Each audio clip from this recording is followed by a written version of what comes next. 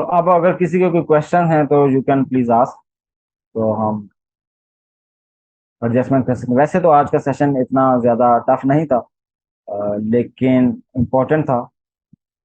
Okay, जान अली का है जी सर, हम ये जो एरर्स हैं उनकी फाइल का तरफ क्यों रीडायरेक्ट करते हैं, लाइक बाकी आयो समझ आते हैं, ये क्यों? अच्छा, समटाइम ऐसा होता है कि जब हम ना अपनी डिफरेंट वो जो होती हैं बैकअप की फाइल्स, उनके साथ काम कर रहे होते हैं ना, तो हमने तो डिफरेंट फाइल्स जनरेट की होती हैं। हम कहते हैं कि इस नाम की बैकअप फाइल्स बने, और फिर जब हम मॉनिटरिंग करना चाहते हैं तो वो फाइल एग्जिस्ट नहीं करती। तो अब हम किसी को प्रूफ कैसे देंगे कि जो फाइल्स हमने आपको बनाने के लिए दी थी बैकअप के लिए, वो बनी हैं या नहीं बनी? तो अब उसका बेस्ट तरीका यही होता है कि आप किसी तरीके से उस डाटा को जो कि आपको जो कमांड की आउटपुट से आपको एरर जनरेट हुआ है, वो एरर किसी तरह आप डॉक्यूमेंट कर लें और फिर उस बंदे तक पहुंचाएं जिस बंदे को आपने एविडेंस देना है। तो ये नॉर्मली एविडेंसेस कलेक्ट करने के लिए इस्तेमाल होते हैं कि भाई इस तरह का मुझे एरर आ रहा है।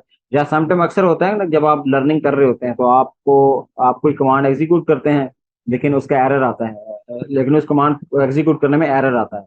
तो आप उसको लेटर ऑन डॉक्यूमेंट करने के लिए कि अच्छा, मैंने जब फर्स्ट टाइम ये कमांड एग्जीक्यूट की थी तो मुझे ये एरर शो हुआ था, और उसको आप डॉक्यूमेंट कर लेते हैं। और फिर इस जब भी ये एरर जनरेट होगा तो इसकी जो आउटपुट है, सॉरी, इसकी जो करेक्शन है या इसका जो करेक्ट कमांड है, वो नेक्स्ट वाली कोई और, आप जो भी उसका सोल्यूशन होता है वो आपको सोल्यूशन भी डॉक्यूमेंट कर लेते हैं। तो इस तरह वो आपको डॉक्यूमेंट करने के लिए भी आप इस तरह की चीजें परफॉर्म कर सकते हैं। और एविडेंसेस कलेक्ट करने के लिए अक्सर ये इस्तेमाल होता है। लाइक हालांकि एविडेंसेस के अलावा और उसका कोई एडवांटेज नहीं होता, क्योंकि इस पे आप किसी तरह का एनालिसिस तो कर नहीं सकते। तो और उसमें एनालिसिस रिक्वायर्ड भी नहीं होता, एनालिसिस तो आप एक्चुअल डेटा पे करते हैं। तो ये सिर्फ एविडेंसेस कलेक्ट करने के लिए यूज किया जाता है।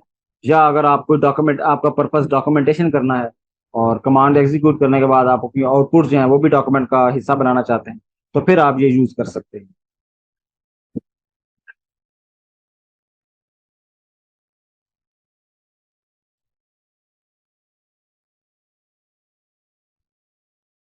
जी, मजीद कोई क्वेश्चन है? सर ये बता दें कि जो थे रीडायरेक्शन का समझ आ गया, पर ये यस। पाइप से मतलब एग्जांपल नहीं समझ आई। जैसे हम आप कह रहे थे कि कैट लार्ज टेक्स्ट किया, अगर उसको लेस कमांड की, तो अगर हम इसको हम्म। लेस को यूज करते हैं फाइल के साथ, तब भी तो वही सब कुछ होगा। तो कैट के साथ हाँ मतलब वो जी, और लगा के हाँ जी, या पाइप असल में लगा के लेस करने देखें, की जरूरत है? पर्पस ये था कि देखें लेस की कमांड से भी वही होगा जो अभी हमने परफॉर्म किया है। तो बहुत सारी ऐसी कमांड्स हैं जो कि ना ऐसे ही ऐसे कर सकते हैं। मसलन कहने का पर्पस ये था कि फर्ज किया अभी तो हमारे पास डाटा फाइल में पड़ा हुआ है, तो हमने कैट करके रीड कर ली और लेस को दे दिया। अब लेस की कमांड तो फाइल पे काम करती है, लेकिन अगर डाटा मेरे पास उसमें नहीं पड़ा हुआ, फाइल उसमें नहीं, फाइल में नहीं पड़ा हुआ, वो मैंने किसी और जगह से रीड किया है, इंटरनेट से रीड किया है और रन टाइम पे उसको रीड किया है और रिसीव किया है, और मैंने रन टाइम पे जिस तरह कैलेंडर जनरेट किया है या डेट जनरेट की है, तो उस चीज को अगर मैं एक अच्छे तरीके से शो करना चाहूँ, मसलन मैं लेट से ये कहता हूँ कि यहाँ अगर आप गौर करें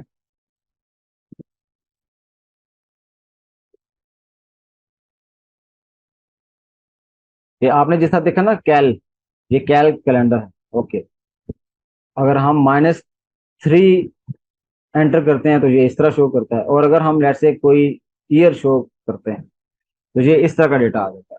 देखिए, अब ये जो डेटा आया है, ये डेटा कैसे है, ये स्क्रीन में फिट नहीं हो रहा।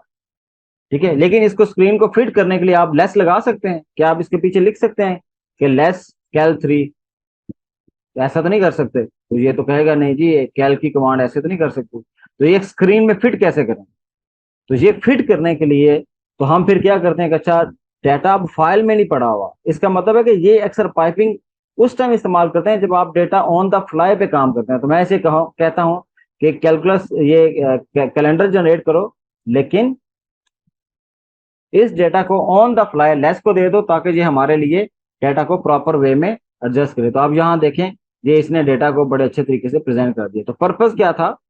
कि पर्पस ये था कि हम ये चाह रहे थे कि हम ये कमांड एग्जीक्यूट करवा सकें जो कि असल में फाइल्स पे काम करती है, लेकिन अब जो हमारे पास डेटा है वो फाइल में नहीं पड़ा हुआ, वो किसी ऑन द फ्लाई पड़ा हुआ है, या हम किसी और रिसोर्स से, इंटरनेट से उसको रीड कर रहे हैं, या कहीं और से किसी भी जगह से उसको रीड कर सकते हैं। तो ऑन द फ्लाई जो डेटा है उस पर ये वाली फाइल्स या ये कमांड्स कैसे काम करेंगे? तो ये नहीं परफॉर्म कर सकती, क्योंकि इनको तो फाइल्स देनी पड़ेगी। तो फिर ये पाइपिंग वो तरीका हमें ये फैसिलिटी प्रोवाइड करती है कि आप पाइप्स इस्तेमाल कर लें कि ऑन द फ्लाई जो डेटा पड़ा हुआ है वो आप ऐसी कमांड्स को दे सकें जो सिर्फ और सिर्फ फाइल्स पे काम करती हैं। तो ये हमें इसमें सपोर्ट देता है। आई होप आंसर हुआ है आपका। जी सर, ठीक है, थैंक यू। जी, और किसी का क्वेश्चन है? सर ये जो पाइप्स हैं और रीडायरेक्ट्स हैं, इनको हम क्या एक साथ यूज कर सकते हैं? जी बिल्कुल, इनको एक साथ भी यूज कर सकते हैं। असल में आप ये कहते हैं कि अ, ये जो मैंने किया था, लेट्स से मैं कैट करता हूँ, लास्ट की फाइल पढ़ता हूँ, और इसको मैं कहता हूँ कि अच्छा आप ग्रैब करें, इसमें से कंटेनर वाली जो कमांड है या कंटेनर को सर्च करें, और जो आउटपुट आएगी, ठीक है, जो आउटपुट आएगी वो abc.txt फाइल के अंदर लिख दो। ठीक है, ठीक है जी। ये जो पाइप्स लगी हैं, इसका जो रिजल्ट आएगा वो आप एबीसी फाइल के अंदर लिख दो। तो अब अगर हम कैट करें एबीसी, तो अब ये वही डेटा जो ऑन द फ्लाई जनरेट होगा, उस फाइल को हमने इसके अंदर भी प्लेस कर दिया। तो इस तरह करके आप रीडायरेक्ट्स को और आपके जो पाइपिंग है इनको कंबाइन कर सकते हैं। लेकिन ये टोटली आपकी रिक्वायरमेंट पे डिपेंड करेगा कि आपको कब कैसा डेटा चाहिए। तो आपने बहुत सारी पाइपिंग अप्लाई की, बहुत सारे फंक्शंस अप्लाई किए डाटा के ऊपर ऑन द फ्लाई, और फिर एंड पे आप चाहते हैं कि ये डाटा किसी फाइल के अंदर सेव हो जाए, तो बिल्कुल आप ऐसे कर सकते हैं। आप सेव भी करवा सकते हैं ओवरराइट करवा के, या आप इसको अपेंड भी करवा सकते हैं। तो आई होप क्लियर हो गया होगा। Yes sir, thank you. जी, और किसी का क्वेश्चन है? आई थिंक मजीद क्वेश्चन नहीं है, तो चले हम सेशन को क्लोज करते हैं। ओके जी, थैंक यू, अल्लाह हाफिज।